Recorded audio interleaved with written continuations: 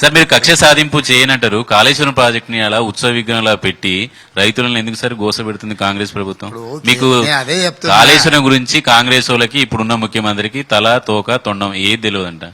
అందుకే కదా రాబోయే స్వామి చర్చ పెడతాం, అసెంబ్లీలో మాట్లాడదామని పిలిచినాము. సాగునీటి ప్రాజెక్టుల మీద శ్వేతపత్రం విడుదల చేసినాము. ఈ అపర మేధావి 80,000 పుస్తకాలు చదివిన గొప్ప ప్రపంచ విజ్ఞాన ఘని అసెంబ్లీకి రాకుండా పారిపోయిండు. ఈరోజు నిపుణులను అపాయింట్ చేసినాం. ఇంటరిమ్ రిపోర్ట్ ఏదో ఇచ్చినట్టు ఎన్డీఎస్ఏ. ఆయనకు గుండుసున్న తెలుసు, నాకు టెక్నికల్గా స్ట్రక్చరల్ ఇంజనీర్స్ ఏం చేయాలా, సాయిల్ టెస్ట్ ఏం చేయాలా అనేది నాకు గుండుసున్ననే తెలుసు. నేను గుండుసున్న తెలుసు అని ఒప్పుకుంటే ఆయన మాత్రం ఏమాత్రం ఒప్పుకోండి. నేను 80,000 పుస్తకాలు చదివినా అంటాడు. అసలు తెలుగులో 80,000 పుస్తకాలు ఉన్నాయా లేవా అంటే క్లాసు పుస్తకాలు కాకుండా సమాజంలో 80,000 పుస్తకాలు ఉన్నాయా లేవా అనేది కూడా ఒక అనుమానమే తెలుగు భాషలో. మీరు తుమ్మిడిహెట్టి దగ్గర ప్రాజెక్టు కట్టాలనుకుంటారు కాబట్టి కాళేశ్వరాన్ని నిర్లక్ష్యం చేస్తున్నారా?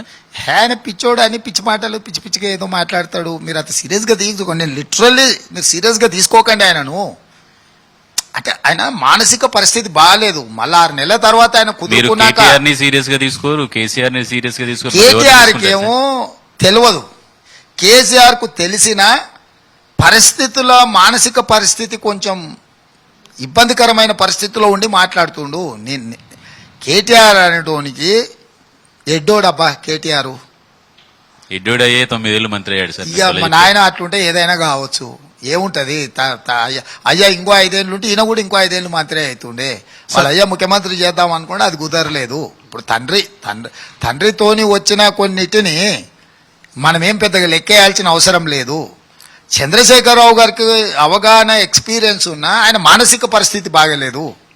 అంటే ఈ సందర్భం ఆయనకి బాగలేదు. నేను దానికోసం చెప్తున్నా. కేసీఆర్కి ఏం తెలియదు, కేసీఆర్కు అవగాహన లేదని అట్లాంటి మాటలు నేను మాట్లాడదలుచుకోలేదు. రెండింటి మధ్యలో క్లియర్గా లైన్ ఉన్నది కేసీఆర్కు కేటీఆర్.